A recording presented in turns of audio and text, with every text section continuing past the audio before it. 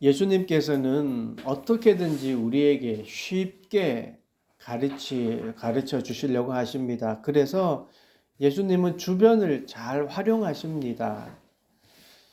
상대가 쉽게 이해하도록 엉뚱한 것, 생뚱맞은 것을 비유로 하진 않으시죠. 예를 들어서 여인이 우물가에 있을 때는 영원히 목마르지 않는 물에 대해서 말씀하셨고, 어부 출신인 베드로에게는 그가 친숙했던 그물을 비유해서 사람 낚는 어부가 되어라 라고 베드로를 부르셨습니다. 오늘 본문도 어떤 지역을 지날 때에 말씀을 하셨습니다. 그 지역은 빌립보 가이사랴입니다. 이 지역은요, 갈릴리 그 호수의 북쪽에 40km 떨어진 지역인데요. 이 특징적인 게 뭐냐면 바알과 그리스 신, 그러니까 로마 황제 숭배의 본거지였습니다. 이렇게 우상 숭배의 본거지를 지날 때 주님께서 어떤 말씀을 하셨냐면 예수님을 따르는 것, 제자도라고 하죠. 예수님을 따르는 것에 대해서 말씀하십니다. 이게 분명히 주님께서 의도하신 바가 있는 것이지요. 오늘 본문을 이렇게 묵상하면서 문득 이런 생각이 들었습니다. 그 비옥한 땅에 사람들도 많고 또 경치도 좋은 곳에 우상이 세워졌을 텐데 그 우상을 섬기는 신전에서 많은 사람들이 무엇을 원하면서 거기에 그렇게 빌었을까 생각해 보니까 뭐 그러지 않았을까요? 우상에게 바랐던 것이 농사를 짓고 있으니까 농사 잘 되는 거, 뭐 자신과 자신의 가족들이 건강한 거, 또 자기의 일들이 이 계획한 일들이 잘 되는 거, 자녀들의 형통, 뭐 이러한 내용들 아니었을까요? 아마 그런 소박한 내용들을 우상에게 빌었을 것 같습니다. 어떻게 보면 뭐 우리와 별 차이가 없는 것 같습니다. 참 아이러니하죠. 그들이 빌었던 어떤 이 소원들은 우리가 하나님께 바라는 것들이기도 하기 때문입니다. 우리의 기도의 대부분이 사실 그런 내용이지 않습니까? 그래서 혹시 우리가 예수님을 내가 원하는 것을 이루어주는 어떤 그런 우상처럼 여기고 있는 것은 아닌가를 되돌아보는 말씀이었습니다. 오늘 예수님의 질문의 의도, 그리고 질문을 통해서 우리에게 무엇을 가르쳐 주고 계십니까? 27절입니다. 예수와 제자들이 빌립보 가이사랴 여러 마을로 나아가실새 길에서 제자들에게 물어 이르시되 사람들이 나를 누구라고 하느냐? 제자들이 여짜와 이르되 세례 요한이라 하고 더러는 엘리야 더러는 선지자 중에 하나라 하나이다. 사람들이 말하는 예수님에 대한 생각은 유명한 선지자의 한 사람, 그 정도였습니다. 그렇게 인식했던 것 같습니다. 당시 사람들이 인식하는 세례 요한은 그야말로 존경의 대상이었습니다. 육적으로도 그리고 영적으로도 모두 존경받는 자였고요. 엘리야는 구약시대의 사람으로 그것도 존경받는 자였는데 하나님의 불번거를 타고 하늘로 올라간 자이지 않습니까?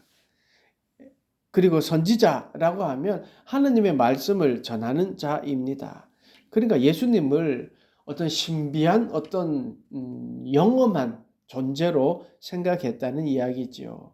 그러니까 목적을 이루기 위한 어떤 존재. 그러니까 나는 신비하지 못하니까 그 신비한 사람의 도움을 받아서 내게 도움을 주는 어떤 존재로 여겼습니다. 그 다음 구절이요. 그런 자들을 향해서 예수님이 정말 하고자 하시는 말씀을 하십니다. 또 물으시되 너희는 나를 누구라 하느냐? 그럼 너희는 나를 누구라 하느냐? 예수님을 따르는 자들, 제자들에게 하신 말씀이지요. 예수님은 제자들에게 그럼 너는 나를 누구라고 생각하니? 라고 물으십니다. 갑작스러운 질문에 제자들이 놀라기도 한 듯이 선뜻 대답을 하지 못합니다. 그 중에 베드로가 맏형이기도 하고, 본인이 성질이 급하기도 한지 아니면 맏형으로서 어떤 책임감 때문인지 먼저 대답을 합니다. 베드로가 대답하여 이르되 주는 그리스도시니이다. 그리스도, 뜻이 무엇이냐 하면 기름 부음 받은 자입니다. 당시에 기름 부었다라고 하면 왕을 의미합니다. 그러니까 왕입니다 라고 한 거예요. 그리스도입니다 라고 한 거예요. 맞는 말 아닙니까?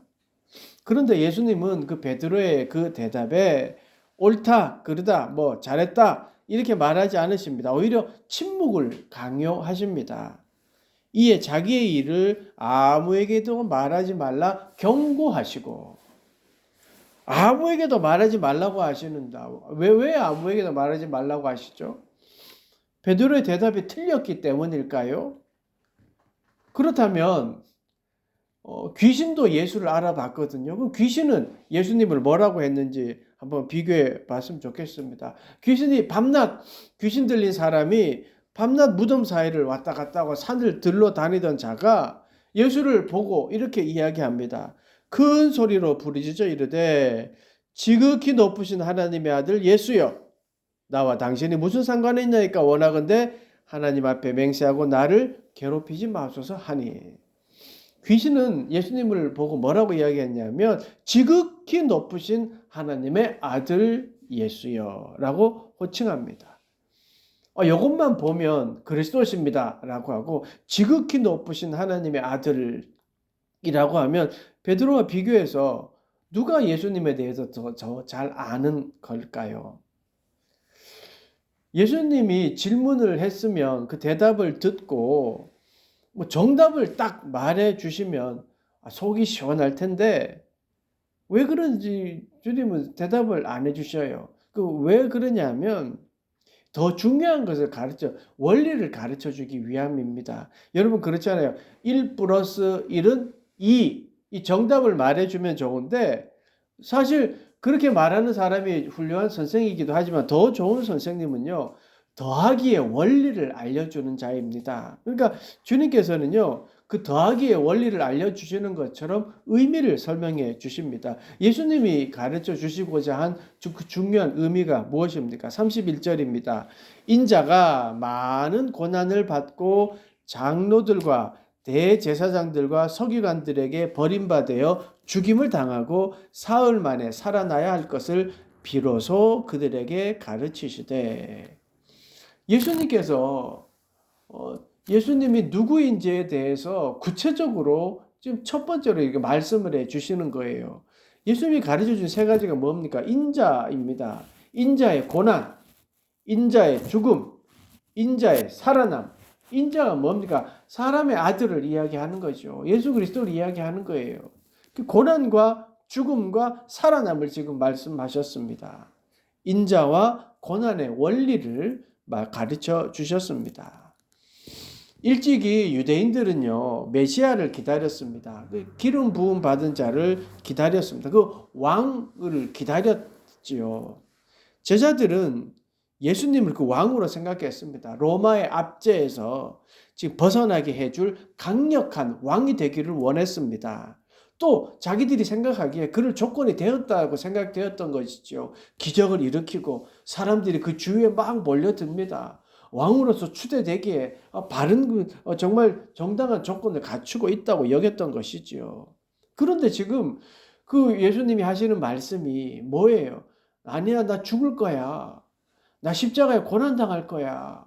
이 이야기를 하는 겁니다. 그 제자들이 이해가 되지 않는 거예요. 결국 베드로가 감정이 폭발해요. 32절 드러내놓고 이 말씀을 하시니, 그러니까 그렇게 인자는 죽는다라고 말하니까 베드로가 예수를 붙들고 항변하매. 항변하다라는 말은요, 그 헬라어로 에피티마오라고 하는데 영어로 리부크라고 하는 거예요. 리부크이 뭐예요? 꾸짖다, 훈계하다, 따짓다, 막 이런 뜻이잖아요. 어떤 주석에서는 이렇게 말하더라고요. 왕께 반역을 일으킬 때의 모습을 이렇게 말한다고 하더라고요. 그러니까 반역을 일으키는 뜻이 지금 예수님께 대드는 거예요. 멱살을 잡고 훈계하는 모습이라는 거예요. 예수님은 원리를 말씀하셨고 진리를 숨김없이 가르쳐 주셨지만 받아들이는 제자들은 예수님을 꾸짖듯 대하고 있습니다. 귀신도 하나님의 아들임을 알고 두려워하는데 베드로는 덤벼들고 있습니다. 이게 무슨 상황입니까? 베드로가 예수님을 어떻게 여기고 있다는 증거입니까? 베드로는 우상을 섬기는 자들처럼 예수를 섬기고 있었던 것은 아닐까요? 그냥 단순하게 자기들의 목적인 로마의 압제를 벗어나게 해줄 위대한 왕, 그것을 이루어줄 왕, 이렇게 자신의 생각을 고착된 그 생각을 가지고 예수님을 바라보았던 것은 아닐까요? 그래서 왕이 죽는다는 사실을 받아들일 수가 없었습니다. 자기의 목적을 이루어 주어야 될 그 사람이 아니라고 하니까 지금 화가 난 것이죠. 그런 베드로를 향해 예수님이 말씀하십니다. 뭐라고 했습니까? 나는 사람이야, 인자야. 나는 하나님이 이 땅에 보내신 인자야. 나는 죽게 될 거야. 그리고 나는 부활할 거야. 이런 나약한 왕의 모습을 말씀하게 됩니다. 그런데 그 말씀을 듣고 그 말의 의미를 새기려고는 하지는 않습니다. 베드로는 더 강하게 따지고 있었습니다. 그런 베드로를 향해 예수님은 구체적으로 인자가 왜 이 땅에 왔는지를 말씀하십니다. 33절 예수께서 돌이키사 제자들을 보시며 베드로를 꾸짖어 이르시되 사탄아 내 뒤로 물러가라. 내가 하나님의 일을 생각하지 아니하고 도리어 사람의 일을 생각하는도다 하시고, 너는 하나님의 일을 생각하지 않고 사람의 일만 생각하는구나. 이 말씀 앞에서 저는 한참을 머물러 있었습니다. 꼭 저에게 하는 말씀 같았습니다. 나는 내가 살아온 삶이, 아니 요즘에 내 모습이 사람의 일을 생각하고 사는 것은 아닌가.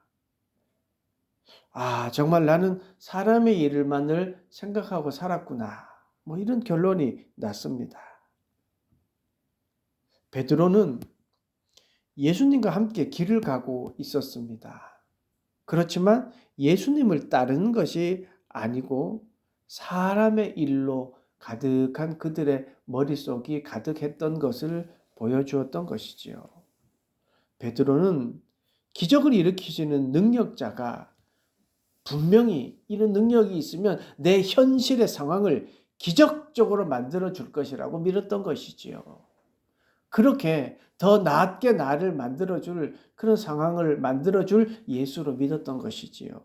베드로는 자신의 목적에 따라 예수님이 걸어갈 길을, 자기의 목적에 따라 그 길을 계획한 그대로 예수님이 걸어가길 바라고 있었던 것이지요. 예수님의 생각은 알려고 하지 않았습니다. 하나님의 일, 예수님의 왜 이 땅에 오셨는지를 생각하지 않았습니다. 자신이 예측한 대로 움직이고 자신의 목적을 이루는 데 도움이 되는 예수만을 생각했던 것이죠.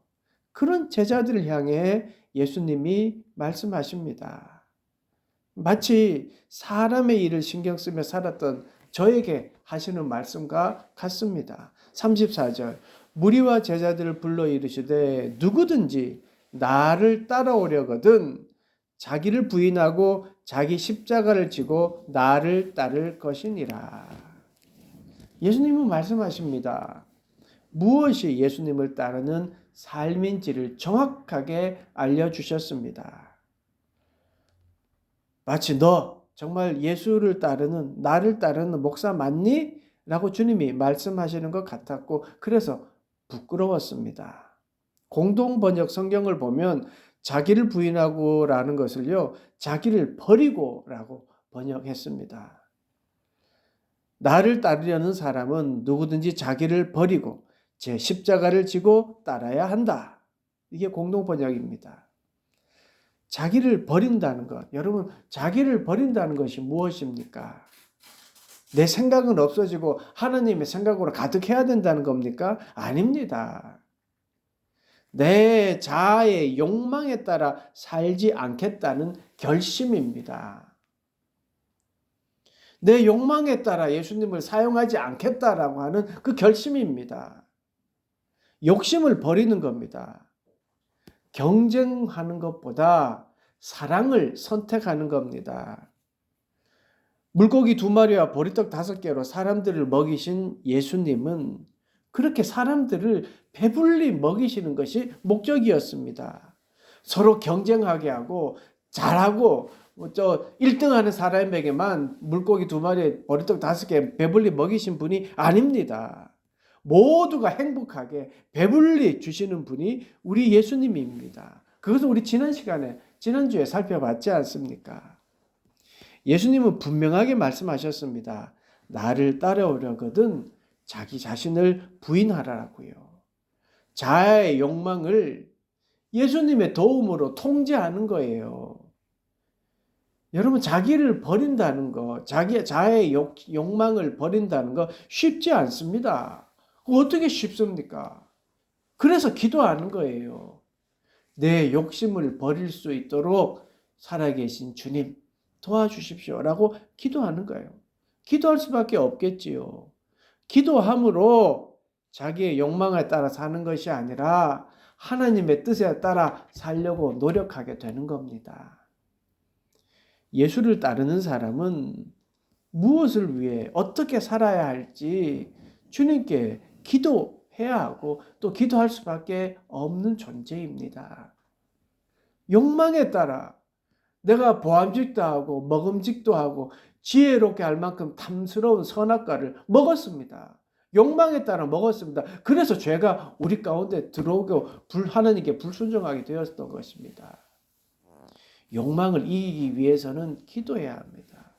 내 안에 계신 주님과 끊임없이 대화하는 것이 우리에게 필요합니다. 어찌 보면 기도한다는 것, 여러분, 우상을 향해 바라는 내용과 또 우리가 기도하는 내용은 어찌 보면 비슷할지도 모릅니다. 그러나 기도의 목적이 다른 겁니다. 자아가 죽지 않는 사람은요, 자아의 욕망을 버리지 않는 사람은 내 욕망을 채우기 위해 기도하는 거예요. 이것을 채울 수 있도록 도와주십시오 라고 기도하지만 자아의 욕망을 버린 사람은 하나님의 뜻을 이루기 위하여 기도합니다. 하나님의 일을 위하여 기도하는 겁니다. 그리고 35절부터 예수님은 좀 더 구체적으로 말씀하십니다. 누구든지 자기 목숨을 구원하고자 하면 잃을 것이요 누구든지 나와 복음을 위하여 자기 목숨을 잃으면 구원하리라. 자기의 욕망에 따라 살아가면 자기 만족과 성취가 목적이 되어 살아갑니다. 자기 자신의 성공이 최고의 목적이 되고 그것만을 바라보게 되지요. 나 혼자 잘 되면 된다. 그 생각으로 결국은 모든 것을 잃어버리고 주변 사람들도 다 잃어버리게 됩니다. 예수님을 따른다는 것은 예수님 때문에의 삶이 되는 거예요. 예수님 때문에.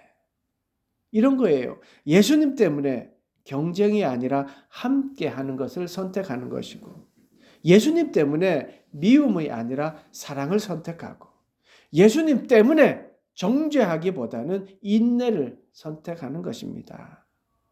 그런 삶이 복음을 믿는 자, 예수를 따르는 자의 삶입니다.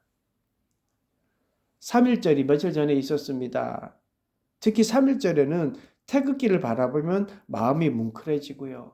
대한독립 만세 소리를 들으면 저절로 눈물이 납니다. 독립선언문을 가만히 볼 기회가 있었습니다. 보면 볼수록 참 대단한 우리 민족이다라는 자부심을 가졌습니다. 더군다나 그 독립선언문에 기여한 사람들 대부분이 기독교인이었다는 사실은 또 믿는 자로서 참 자부심을 갖게 되었습니다. 믿음의 선조들이요, 그렇게 혼자 살려고 하지 않았습니다. 나라를 위하여 목숨을 내어놓을 줄 알았습니다. 나만 살겠다, 나 잘 되면 된다, 이것은 복음이 아닙니다. 복음은 세상을 보게 하고 세상의 무질서를 바로잡게 합니다. 또 그것을 위하여 내가 헌신하는 것, 그게 복음이고 예수를 따르는 자의 모습입니다. 38절입니다. 누구든지 이 음란하고 죄 많은 세대에서 나와 내 말을 부끄러워하면 인자도 아버지의 영광으로 거룩한 천사들과 함께 올 때에 그 사람을 부끄러워하리라. 아멘. 요즘 현대에 예수님을 따르는 것 여러분 어떻습니까? 자기를 부인하고 자기 십자가를 지고 간다는 것 친구에게 당당히 말할 수 있습니까? 요즘은 예수 믿는다는 것을 부끄러워하는 사람도 있습니다. 예수 십자가의 능력을 믿고 천국의 소망을 가지고 살아간다는 사실이 여러분 부끄럽습니까? 친구에게 말하기가 부끄럽습니까? 요즘은 부끄러운 세상이 되었습니다. 나 예수 믿어요 라고 하면 부끄러운 세상이 되었습니다. 부끄럽지 않기도 하지 않는 사람도 있겠지만 어디 가서 번듯하게 자랑하지는 못합니다. 왜 이 음란하고 죄 많은 세대에서 예수님의 말씀을 당당하고 그리고 자랑하지 못하는 분위기가 되었습니까? 그것은 단 하나입니다. 믿는 사람들이 하나님의 말씀대로 살지 않아서 그렇습니다. 예수를 따른다고 하지만 우상을 숭배하는 것처럼 내 목적을 이루기 위하여 기도했기 때문입니다. 그래서 욕을 얻어먹는 겁니다. 세상 사람들의 기대치에 못 미치기 때문에 욕을 얻어먹는 것입니다. 오히려 죄 많은 세상과 더불어 죄 짓고 그렇게 살고 있기 때문에 믿는 자들이 부끄러운 겁니다. 그런데 우리가 오늘 말씀을 보고 예수님을 따르고자 자기 욕망을 버리고 자기 십자가를 지면 그러면 하나님의 일이 보입니다.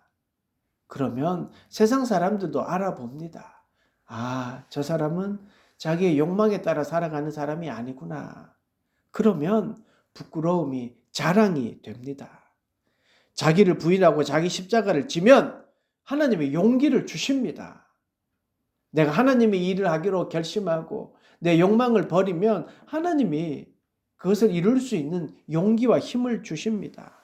그럼 용기를 얻으면 부끄러움이 아니라 자랑이 되고 십자가가 여러분 십자가가요 원래 죽음의 형틀이었습니다. 사형틀이었단 말이에요. 수치스럽고 무서운 사형틀이었습니다. 모두가 두려워했습니다. 그러나 지금은 어떻습니까? 그 죽음의 사형틀이 영광스러운 십자가가 되었습니다. 목걸이도 하고요. 귀에도 걸고요. 손에도 하고 다닙니다.